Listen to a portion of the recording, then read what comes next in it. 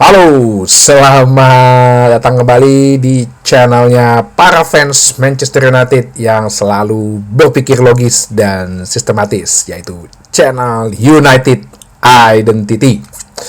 Gue mau bahas tadi pagi ya, jam 3 pagi ya. Untung gue bisa bangun juga sih, udah jam 2 sih gue kebangun ya.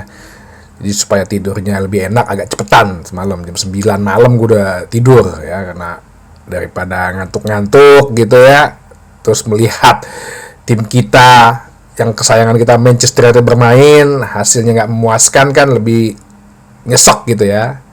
Tapinya di putaran keempat Piala FA, dan kebetulan dari putaran ini Manchester United menjadi game pertama nih, tumben-tumbenan nih, Sabtu pagi nih. Untungnya besoknya libur ya semua ya, 2 hari lagi liburnya. Manchester United berhasil memenangkan pertandingan dengan skor tipis 2-1. Ya, percis juga seperti yang apa yang gue bilang gitu ya. Tapi gue kan bukan cenayang ya. Ya ada juga gue salah kemarin, gue tuh Crystal Palace gue juga salah, dibilang menang katanya kita dibantai gitu kan. Di waktu Brighton juga katanya kita kalah. Ya kalau ini sih gue meyakini bahwa ya setelah kalah biasanya menang. Nggak, Manchester United sih belum, selama 2025 ini sih belum ada menang, kalah berturut-turut 2 kali belum. Jangan sampai ya, amit-amit. Jadi gue bilang ya, karena Piala FA ini juga secara tradisi kuat, secara magicnya kuat gitu ya, semangat para pemain-pemain yang bermain di situ, walaupun dia timnya mungkin yang inferior, pasti akan lebih berlipat ganda gitu ya. Karena ini kan ajang yang menurut gue sih, kalau di Inggris semua tim sepertinya sama gitu loh. Jadi Leicester City gue yakin pasti akan melakukan perlawanan. Makanya gue bilang di awal preview 2-1 nih. Ke 2-0 juga ada bagus ya, 2-1 lah gitu. That's kejadian 2-1 gitu. Nah, waktu beberapa jam sebelum bermain gitu ya, gue lihat ada video Manchester United pemainnya itu pada datang. Perasaan gue udah nggak enak nih ya, karena gue lihat Andre Onana ada, tapi kok Alta Bayindir nggak ada. Waduh, agak-agak gimana nih, udah deg-degan duluan nih. Ternyata Bayindir kayaknya agak cedera ringan sehingga squad dia tidak masuk dalam squad gitu. Dan si Amorim memanggil kiper bukan Tom Heaton tapi Grasik ya, kiper dari akademi. Grasik apa Grakik, gue nggak tahu ngomongnya gimana. Nah, yang mengejutkan juga di squad ada Aiden Heaven ya, pemain yang baru dibeli dari Arsenal Academy, serta juga ada Patrick Dorgu.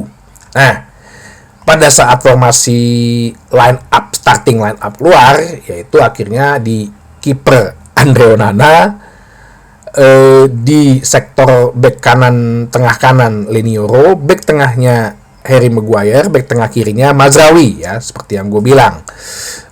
Ternyata bukan De Ligt yang dipasang. It's okay ya, gue bilang. 4 di depannya ini agak sedikit mengejutkan ya. Tengahnya double pivotnya Bruno Fernandes dan Ugarte, Diogo Dalot dipasang wingback kiri, justru Patrick Dorgu dipasang di wingback kanan. Padahal kan dia kaki yang kuat kiri ya, walaupun di kanan katanya dia juga bisa. Emang sih dia versatile, di Lecce kadang-kadang sebagai back kiri, tapi bisa juga sebagai back kanan. Nah ini gue nggak tahu apakah maksudnya Amorim, gue eksperimen lagi nih, gue coba nih di wingback kanan gitu. 3 penyerang depannya, si Maino berada lagi di depan nomor 10 bersama dengan Amad Diallo, serta strikernya adalah Rasmus Højlund. Ya, untuk depannya sih sesuai ya dengan prediksi gua. Ketika berjalan babak pertama ya, hancur semua. Hancur, betul-betul gue bilang itu permainan Manchester United hancur ya. Yang menjadi catatan gue adalah, dan ini mungkin udah beberapa pertandingan juga ya, dan terlihat pada permainan tadi pagi itu. Pertama, gue nggak ngerti apakah memang kalau setiap di babak pertama Ruben Amorim ini tidak memberikan kebebasan, ibaratnya terlalu baku banget, harus mengikuti struktur atau instruksi-instruksi atau skema-skema atau metode-metode strateginya dia harus banget gitu, sehingga pemain tuh masih banyak yang suka bingung. Yang paling suka gue lihat itu adalah sebenarnya bukan kreativitas sih, inisiatif dari tiap pemain gitu loh.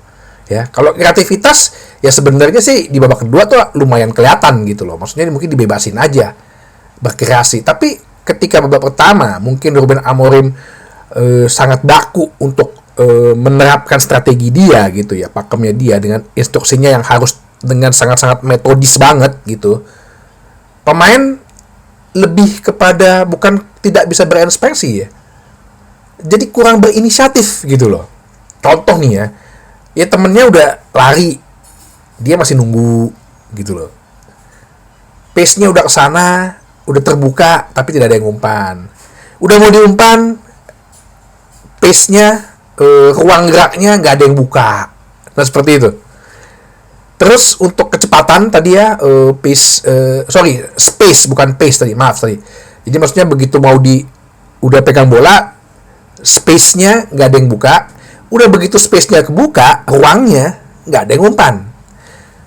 Untuk kan pemain 3-4-3 itu kan gue bilang ya, kalau 4-2-3-1 itu kan mungkin lebih ke pertahanan atau lebih ke counter attack gitu ya. Kalau 3-4-3 lebih menyerang gitu. 4-4-2 kan klasik. Ya, 3-4-3 ini kan lo mesti kompak kan. Ya. Dalam arti kecepatan lo masing-masing tuh harus beriringan, baik itu lo back lo penyerang striker tuh harus sama gitu loh kecepatannya. Ini ada yang kadang-kadang kecepatan, ada yang kadang-kadang ada yang lambat sehingga menghalang pergerakan bola, membuat pergerakan bola jadi lebih lambat. Entah itu kadang-kadang yang belakangnya terlalu cepat, depannya tiba-tiba jadi lambat, atau sebaliknya. Itu loh yang gue lihat. Kenapa jadi pace-nya nggak merata gitu. Jadi kalau dilihat bahkan justru Leicester City yang berapa kali melakukan counter attack works gitu ya, dengan kualitas pemain aja. Tendangannya ada yang ada shot on target 1, bahkan kita yang pertama nggak ada shot on target, ada yang ke atas. Dan gue melihat dengan ini pemain jadi bingung, bukan bingung, yang nggak ada inisiatif gitu loh. Hancur banget di babak pertama. Gue ngelihat kayak contoh ya, di kanan menurut gue sih kemarin Patrick Dogu udah tahu lah, udah berinisiatif lah, udah tahu lah dia harus bergerak kemana-kemana. Cuma mungkin kurang klopnya aja. Nah di kiri Diogo Dalot babak pertama itu luar biasa hancurnya. Dia kayaknya nggak bisa tiktokan sama bukan tiktok gitu kan, maksudnya tektokan dengan Maino gitu ya, atau dengan ya itu kan kalau Mazraoui mungkin seharusnya sih dia udah bisa kerjasama gitu. Terus nggak ada serangan-serangan melalui winger, nggak ada yang bisa untuk masuk. Amad Diallo aja beberapa kali masuk, tapi begitu ke tengah bingung karena nggak ada orang. Ya itu dia pace-nya telat gitu. Manuel Ugarte justru lebih sendirian di tengah. Berapa kali dia mengcover Bruno Fernandes yang nggak kelihatan di babak pertama. Bener-bener nggak kelihatan. Ini orang ngapain lagi nih?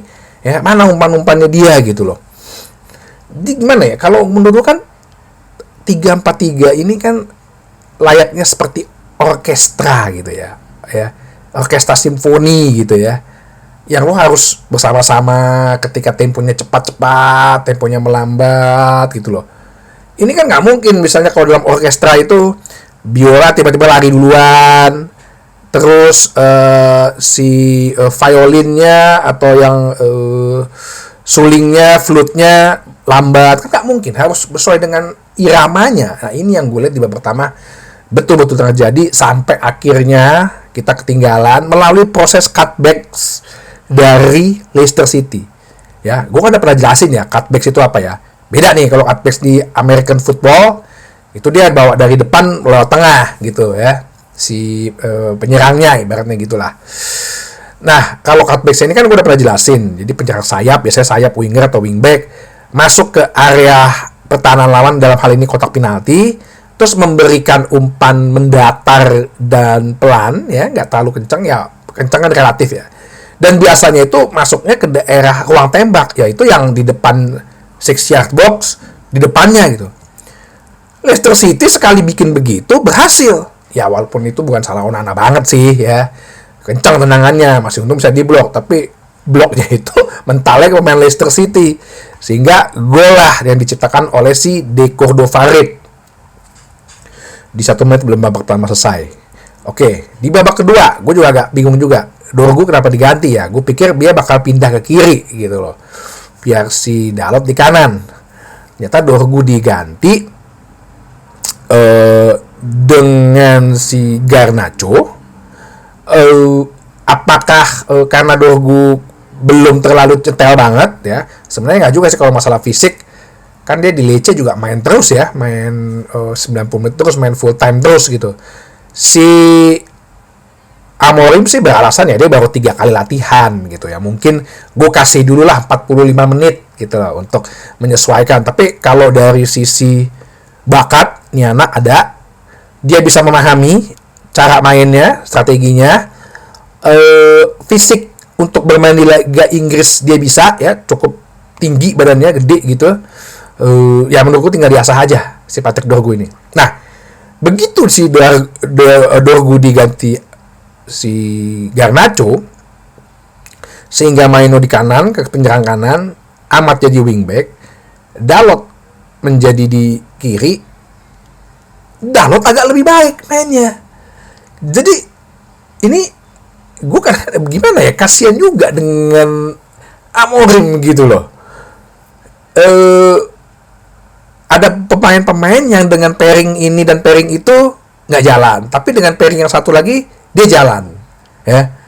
Ada pemain yang tadi gue bilang pace-nya kurang pada saat dia bermain dengan yang si A depannya, atau dia harus di sisi yang dengan si B di C, dia nggak jalan gitu loh. Jadi agak sulit juga menurut gue dalam posisi ini Amorim untuk membayangkan orkestranya dia gitu. Ya gimana sih, kayak contoh kalau dia sebagai seorang komposer ya, yang ininya yang memimpin orkestranya itu, ketika si bagian biola sebelah sini nggak cocok karena suaranya nggak masuk sama pemain suling flute gitu loh. Ya seperti itu loh. Jadi nggak mau disalahkan si Amorim di sisi mana gitu. Kita mau nyalahkan Amorim di sisi mana? Maino contohnya, waktu lawan si FCSB ada Eriksen di situ, dia bisa berekspresi. Tapi ketika tidak ada Eriksen, sebelahnya itu si baik Garnacho maupun si Amat, dia justru jadi bingung. Bahkan dia harus turun lagi ke belakang. Nah ini loh yang gue bilang serba sulit juga gitu dalam posisi Amorim. Pairing pasangan-pasangan untuk di posisi-posisi itu pada saat ini cocok, yang sebelah sini nggak cocok. Pada saat sebelah kiri cocok, sebelah kanan nggak cocok. Di depan udah cocok, belakang tengahnya double pivotnya nggak cocok. Nah, ini PR-nya bener-bener luar biasa berat ini buat Ruben Amorim gitu. Jadi ya permainan juga udah mulai lebih menyerang, ya mungkin lebih terbuka juga ya, karena juga Leicester City kan butuh killing the game gitu ya, dengan gol. Nggak begitu berbahaya juga sih, banyak membahayakan, tapi itu udah gue bilang, karena kirinya si Dalot itu nyetel dengan si Garnacho, banyak serangan dari kiri kita. Tapi kalau lo lihat kombinasi serangan cutbacks-nya itu, berapa kali Garnacho yang umpan mendatar nggak ada orang, ya keblok, nggak ada orang sih, berapa kali dibanyak orang, nggak ada orang deh. Sampai sekali berhasil akhirnya yang menjadikan gol itu di menit ke-68, itu pun juga si begitu cutbacks, umpan mendatar, Højlund itu juga Højlund yang nendang ya dengan silang kaki gitu, dihalang, tapi bola jatuh ke Zerzi ya. Itulah kelebihannya Zerzi ya, selain dia handling bola bagus, positioning dia bagus, positioning dia bagus sehingga menghasilkan 1-1. Kita menyerang terus, gue pikir juga akan ada perpanjangan waktu, tapi di menit terakhir Harry Maguire melakukan sundulan lewat set pieces yang mestinya sih kalau ada VAR itu 4 pemain offside ya. Cuman maksud gue Ya ada yang banyak lah, haters lah biasa. Ya menang beruntung, ya memang menang beruntung. Cuman menurut gue sih kayaknya emang kita juga udah ngeliat gitu, apalagi belajar dari waktu kita kalah lawan Tottenham Hotspur di perempat final Carabao Cup gitu kan. Itu kan si Son offside, terus waktu tendangan sudut si Baindir diganggu, kan nggak ada VAR. Ya udah manfaatkan aja itu, mumpung nggak ada VAR, colong-colong lah. Nah dari sisi posisi memang penjaga garis nggak bisa kelihatan karena kan berkerumun di situ kan. Mana pemain Leicester City, gue nggak tahu apakah itu sengaja atau gimana. Tapi intinya sih itu lolos dari jebakan dari offside ya. Kalau ada VAR sih masih di offside, sehingga menit-menit terakhir, menit 90 plus 3 itu Harry Maguire bisa memberikan gol kemenangan buat kita 2-1. Ya bersyukur juga sih kita bisa lolos ke babak kelima Piala FA, undiannya belum karena ini pertandingan pertama di putaran keempat. Yang paling bagusnya sih situasinya adalah Manchester United agak lebih panjang istirahatnya karena akan main lagi itu, jadi main hari Jumat atau sana ya, baru akan main lagi itu di hari Minggu depan ya, akan tandang ke Tottenham Hotspur. Jadi semoga makin dimanfaatkan waktu istirahat ini, dan PR-nya benar-benar banyak sekali bagaimana Amorim menciptakan suatu orkestra yang bisa berjalan beriringan ya, senandungnya itu nggak ada yang cepat sendiri, temponya ada yang lambat sendiri, enggak, tapi benar-benar berbarengan. Nah itu benar-benar PR berat buat Amorim dan tim kepelatihan. Oke, sampai jumpa lagi di bahasan berikutnya di channel United Identity, channelnya fans Manchester United yang selalu berpikir logis dan sistematis. Terima kasih.